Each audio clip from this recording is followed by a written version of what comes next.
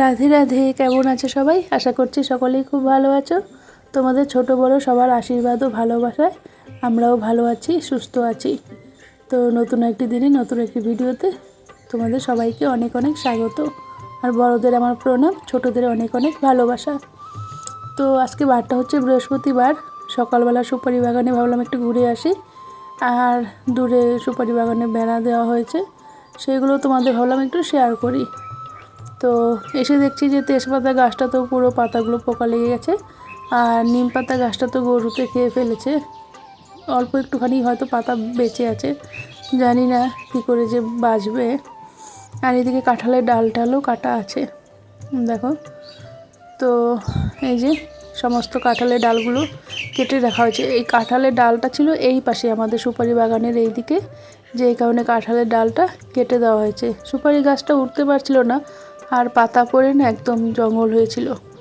আর এই যে দেখো সুপারি গাছে ফুল চলে এসেছে, এটা সবচাইতে বেশি খুশির। মানে আমি প্রথম যেদিন দেখেছি এত খুশি হয়েছি দেখে, তো বলে বোঝাতে পারবো না। মানে সুপারি গাছগুলো কবে সুপারি হবে, কবে বিক্রি করবো, ওই আশাতে বসে আছি বলে হয়তো একটু আনন্দটা বেশি। তো এই যে দেখতেই পাচ্ছ পাতাতে একদম কাঁঠাল পাতাতে ভর্তি হয়ে আছে।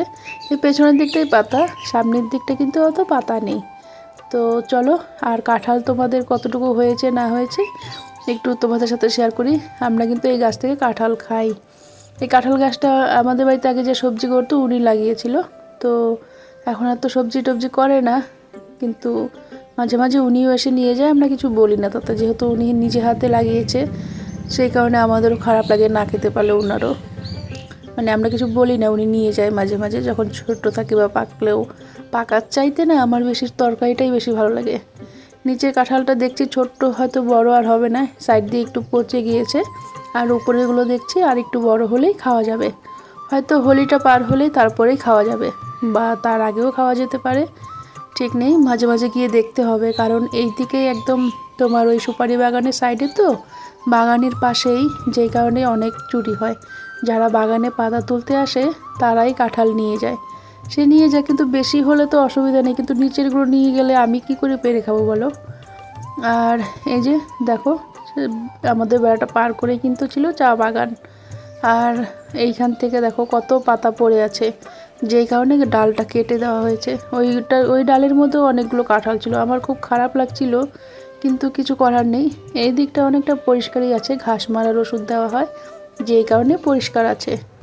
তো বাঁশ দিয়ে তো বেড়াটা করে দেওয়া হচ্ছে, কিছু বাঁশ বেঁচে গেছে, কিন্তু পেছনটা বেড়া করলে কী হবে, আশেপাশে সাইডে কিন্তু গরু চলেই আসে, আর এসে আমার সামনে যে ফুল গাছ যে কয়টা আছে সেগুলো খেয়ে নেয়। এই যে সাইডটা দিয়ে আসে, কারণ আমার কোয়ার্টারের পেছনটা ঠিক করলাম, কিন্তু আমার পাশের কোয়ার্টারে ওদের পেছনগুলো তো কিছু লাগায় না, এমনিতেই আছে আশেপাশে, ওদেরও ফাঁকা আছে, ওই দিক দিয়ে গরু ঢুকে যায়। এখন কে কত টাকা খরচা করে কি করবে বলো, নিজের বাড়িও না।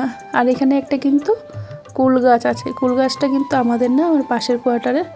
খুব একটা মানে খেতে ভালো না, তবে তবে কুল না থাকাতে এই খারাপ কুলটাকেই তৃপ্তি করে তখন খাই। তোমাকে লেখা দিচ্ছি এখানে, তুমি লেখা বাদ দিয়ে ঘাসগুলা তুলবো। লেখাটা কমপ্লিট করো।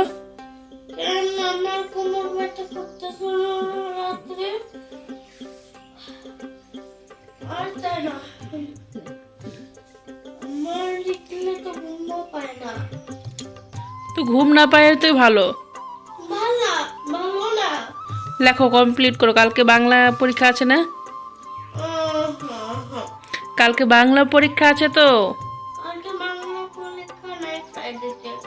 তো কালকেই তো ফ্রাইডে,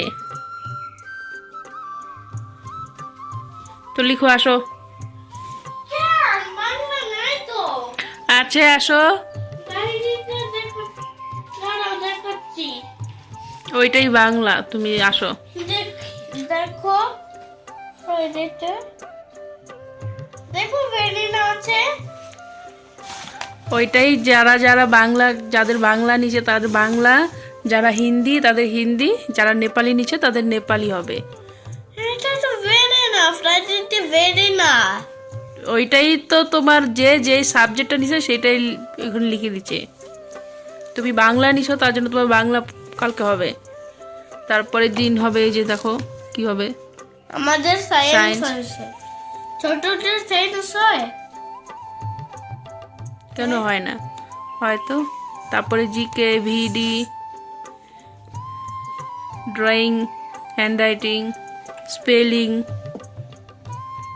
কতগুলো আছে এখন। তারপরে খতম, তারপরে ছুটি। তো এইগুলো এখন কমপ্লিট করো, কালকে স্কুলে গিয়ে কি লিখবা লেখো। কোমর ব্যথা করতেছে বল, প্লিজ। ঠিক আছে, একটু রেস্ট করো, তারপরে আবার লিখবা, ঠিক আছে। আমি আগে ঘাস তুলবো। যা জঙ্গল পরিষ্কার কর, তুই এগুলোই বড় হয়ে তারপরে ওই কোদাল নিয়ে মাঠে কাজ করিস, যা হ্যাঁ? ওগুলোই করবি। পড়াশোনা করতে হবে না, তোমার ওগুলো যখন করতে ইচ্ছা করছে ওগুলোই করো, যাও ঘাসের কাজ করবা, যা। ছেলে তো পড়াশোনা করলো না, ওকে ছেড়ে দিয়ে এসেছি। আমি বললাম তুমি থাকো তাহলে, পড়াশোনা না করলে আমি আমার কাজগুলো করি, কারণ নয়তো তুমি নিজেও পড়াশোনা করবে না, আমার এদিকে আবার কাজগুলোও হবে না। সত্যি কথা বলতে কি, আমরা যখন ছোট ছিলাম আমাদেরও এরকম ইচ্ছে করতো যে পড়তে ইচ্ছে করে না, বা আমাদের স্কুলে তখন এতটা চাপ ছিল না, কিন্তু এদের অনেকটা চাপ। আর যুগের সাথে তো চলতে হবে, যেই কারণে কিছু করার নেই। আমাদের সময় অত পড়াশোনা নিয়ে অত গুরুত্ব দিত না বাবা মায়েরা, কিন্তু এখনকার সময় বাবা মায়েরা আর কিছু করুক না করুক, বাচ্চাদের পড়াশুনো বলো বা যে কোনো দিক থেকেই বলো, সব সমানভাবেই দেখে। তো সেই কারণে একটু চাপ দিতে হয়, কিছু করার নেই, না তো পিছিয়ে পড়বে। আর এখনকার সময় পিছিয়ে পড়লে হবে না, শেখার জন্য যতটুকু প্রয়োজন ততটুকুই চাপ দিই, খুব যে একদম পর পর পর সারাদিন সেটা বলি না। যেমন পড়তে চাইলেও না, ছেড়ে দিলাম, ঠিক আছে, রাত্রে আবার একটু ধরতে হবে। তো যাই হোক, বাচ্চাকে ছেড়ে দিয়ে এসেছি, তারপর করব ডিমের ঝোল। তো এই যে ডিমের ঝোল বসিয়েছি। আর সারাদিনই তো কাজকর্ম, এই খাওয়া দাওয়া রান্নাবান্না এগুলো চলতেই থাকে।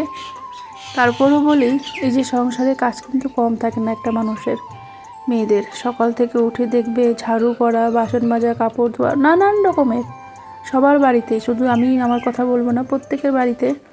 তারপরেও ছেলেরা তো সেগুলো হয়তো দেখে না, বাইরে কাজ করে, তারা ভাবে যে বাড়িতে হয়তো আমরা খুব আরামেই আছি। হ্যাঁ, ওরা বাইরে কাজ করে, ওদেরও কষ্ট আছে, আমি বলবো না যে ওদেরও কষ্ট নেই, ওরাও কষ্ট করে কাজ করে, কিন্তু বাড়িতে যে খুব আমরা একটা মানে সুখে শান্তিতে আছি বা টিভি দেখছি, মোবাইল দেখছি সবসময়, সেটাও না। আমাদের খাওয়া দাওয়া রান্না বান্না যতটুকু কাজ করার আমরাও কিন্তু করতে থাকি সমানভাবে। আজকে মহিলারা বাড়িতে কাজ করে বলে ছেলেরা কিন্তু বাইরে কাজ করতে পারে, তো সেটাও তাদের ভাবতে হবে যে হ্যাঁ, সেই সম্মানটা করতে হবে। অনেকে আছে সেই জিনিসটা করে না, তখন তার ওয়াইফকে বলে যে তুমি বাড়িতে সারাদিন কি করো। এই কথাটা শোনার পর সেই মহিলাটা সারাদিনে যে পরিশ্রমের কষ্ট, সেটা মনে হয় যে আরও দ্বিগুণ হয়ে যায়।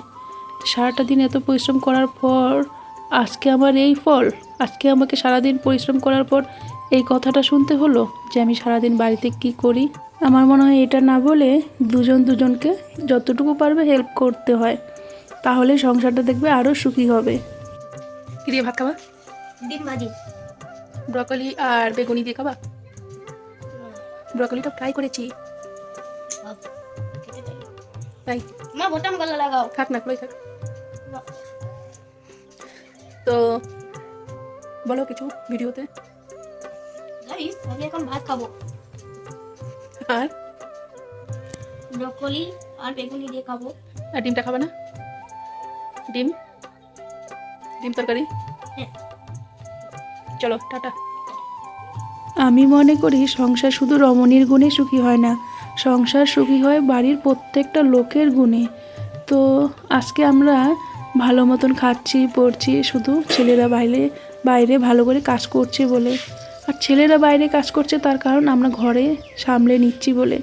তো একে অপরকে এভাবেই উভয়ে থাকলেই সংসারটা সুখী হবে। তো আমরা বাড়ির প্রত্যেকেই কিন্তু প্রত্যেকের উপর নির্ভরশীল, স্ত্রীরা স্বামীর উপর, স্বামীরা স্ত্রীর উপর, আর ছেলে মেয়েরা বাবা মায়ের উপর। এক সময় বাবা মায়েরাও ছেলের মেয়ের উপর নির্ভরশীল হতে হয়। তো সময়ের সাথে সাথে সবাই সবার পাশে এইভাবে কাঁধে কাঁধ মিলিয়ে চললেই দেখবে জীবনটা খুব সুন্দর হবে। যতদিন বেঁচে আছি হাসি খুশি আনন্দে সবসময় চেষ্টা করব কাটানোর। আমি কিন্তু ভালোই আছি। তো নতুনরা সাবস্ক্রাইব করে পাশে থেকো, লাইক করো, কমেন্ট করো। দেখা হবে পরের ভিডিওতে।